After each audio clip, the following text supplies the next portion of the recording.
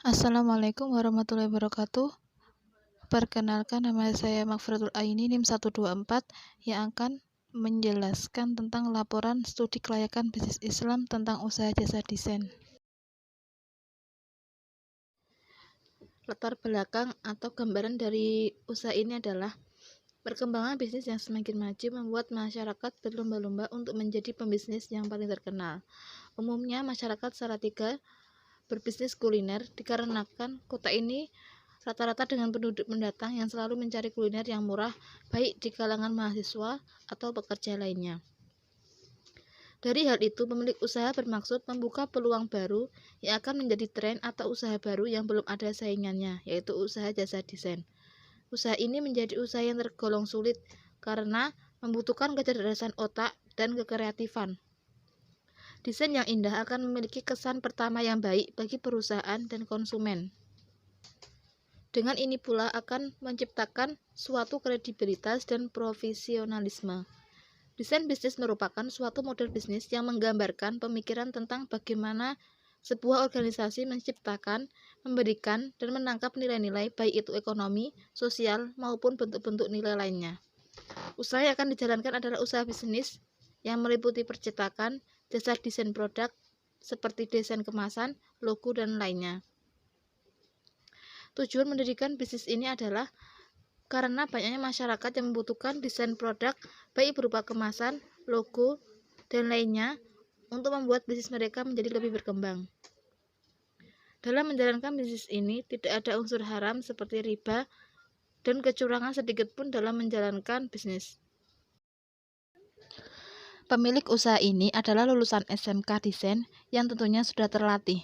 Selain itu, pemilik ini juga tergabung dalam kegiatan Insantri, yaitu sebuah unit kegiatan yang mengajari dan melatih skill desain yang dimiliki oleh pemilik usaha.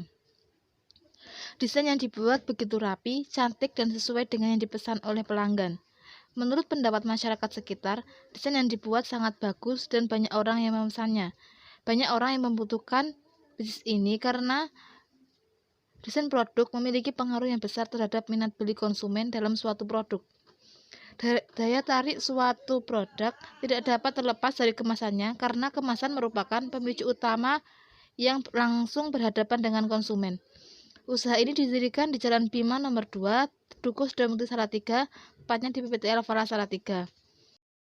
Alasan memilih lokasi ini karena pemilik ini adalah seorang santri senior dan dari PPT Al-Falah Salatiga dan merupakan salah seorang yang menjadi mentor dari UKS tersebut. Selain itu, usaha ini dekat dengan daerah yang belum ada atau masih jarang usaha yang membuka usaha desain. Dengan tempat tersebut, usaha ini akan memiliki peluang yang besar untuk mendapatkan pelanggan dan pangsa pasar yang besar. Selanjutnya yaitu tujuan utama membuat laporan studi kelayakan bisnis desain ini adalah untuk membuat keputusan menerima atau menolak usulan suatu usaha bisnis yang akan didirikan. Dalam melaksanakan bisnis ada kunci kesuksesan yang mempengaruhi penjualan dari bisnis ini, yaitu 1. Harga, 2. Desain, yang ketiga pelayanan yang baik, dan yang keempat waktu pengerjaan. Selanjutnya yaitu analisis yang pertama adalah analisis makroekonomi. Tujuan dari analisis ini adalah untuk mengidentifikasi dan menjelaskan pengaruh makroekonomi terhadap usaha yang meliputi 1. Analisis ekonomi. Berikut ini adalah angka pertumbuhan ekonomi selama beberapa tahun terakhir ini, yaitu kinerja pertumbuhan ekonomi di Kota Salatiga pada tahun 2017 mengalami penurunan daripada tahun 2018 menjadi 5,21%. Kemudian pada tahun 2019 mengalami kenaikan menjadi 5,51% dan mengalami kenaikan lagi pada tahun 2020 menjadi 5,88%. Yang kedua yaitu analisis demografi. Analisis ini menggambarkan jumlah penduduk di Kota Salatiga beberapa tahun terakhir ini. Jumlah penduduk di Kota Salatiga pada tahun 2018 sebanyak 196.411 jiwa, yang mengalami kenaikan dibandingkan tahun 2017. sebanyak 2.533 jiwa. Jumlah penduduk total tahun 2017 yaitu 192.078 jiwa.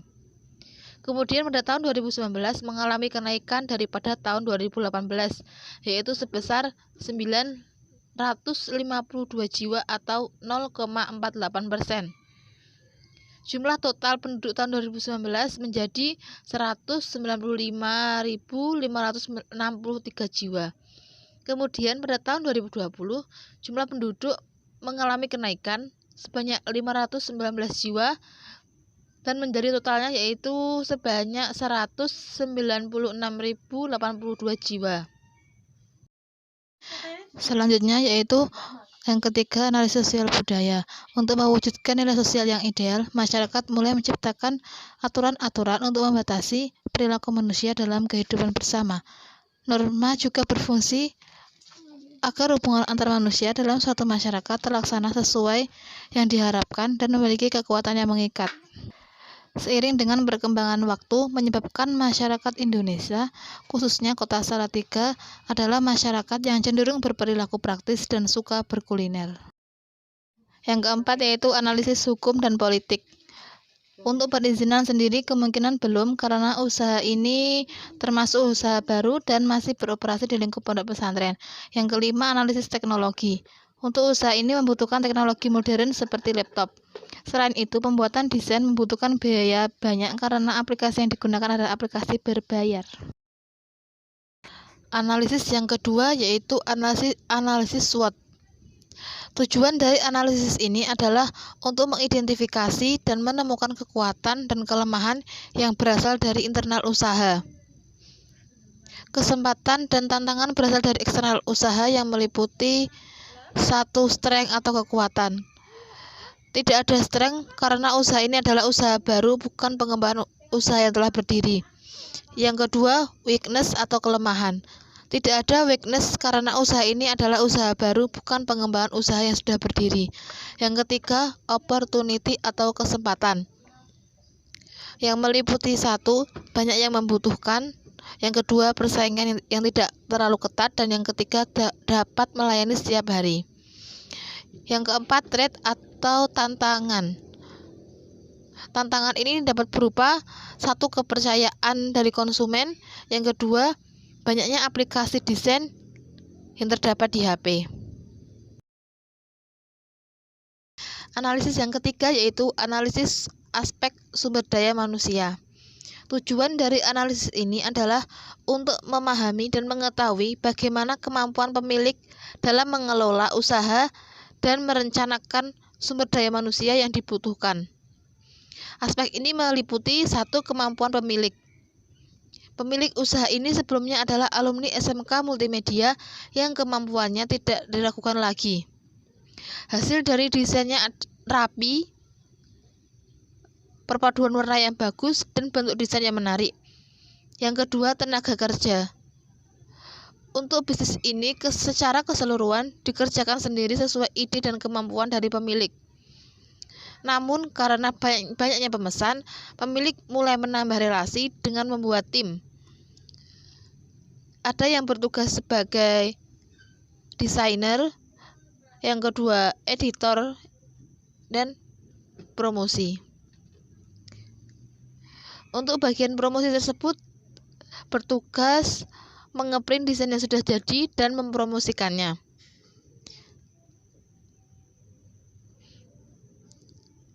Untuk rincian gaji dan penghasilan dengan sistem dibagi.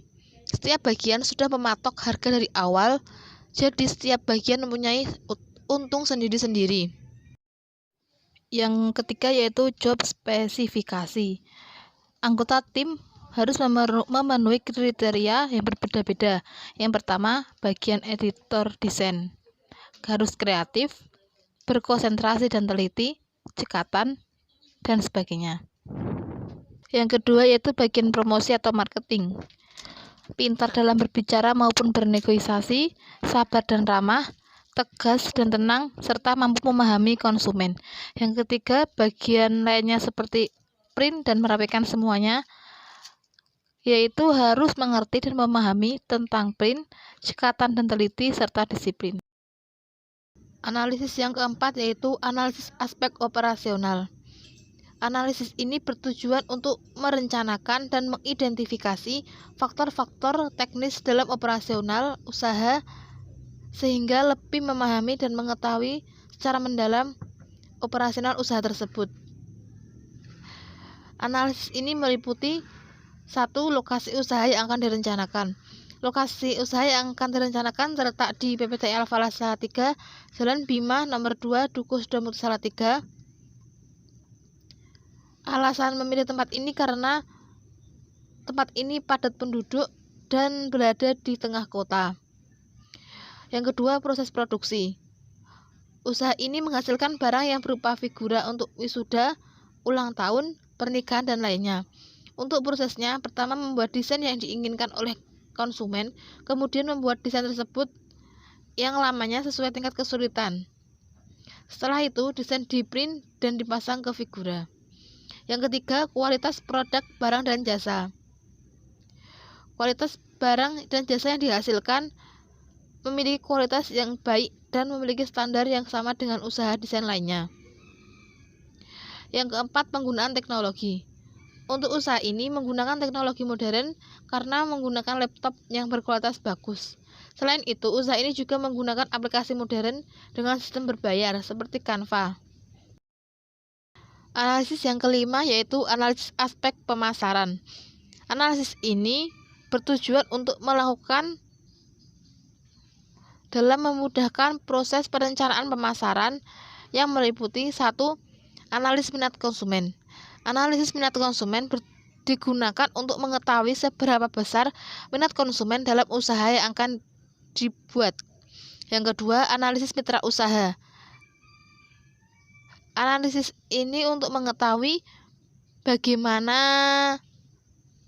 apakah terdapat persaingan usaha yang sama di daerah tersebut. Untuk usaha desain yang ada di daerah Dukuh ini adalah usaha desain yang satu-satunya yang sedang dibuka. Yang ketiga, analisis STP meliputi 1. Segmentasi. Segmen usaha ini meliputi seluruh masyarakat Jawa Tengah dan sekitarnya. Yang kedua, target pasar. Target dari usaha ini adalah semua masyarakat, baik kalangan muda ataupun tua, terutama pengusaha baru yang akan memulai bisnis. Yang ketiga, posisi pasar. Yang membedakan antara usaha ini dengan usaha lainnya adalah 1. Barang yang dihasilkan adalah produk halal. Yang kedua, barang yang dihasilkan tidak mengandung tulisan-tulisan yang dapat merusak konsumen. Yang ketiga, pelayanan yang ramah dan bertanggung jawab atas kekeliruan yang terjadi. Yang keempat, harga masih relatif murah. Analisis yang keempat yaitu analisis bauran pemasaran yang meliputi berpedoman kepada syariah Islam. Usaha jasa ini tidak terlalu berpengaruh dalam prinsip syariah Islam. Hal ini dikarenakan desain-desain yang dibuat tidak mengandung unsur yang tidak diperbolehkan dalam Islam seperti kata-kata yang senonoh atau tidak baik. Tapi jika usaha ini sudah besar akan menerapkan prinsip syariah bagi karyawannya seperti wajib memakai jilbab, sholat tepat waktu, membayar zakat, dan sedekah.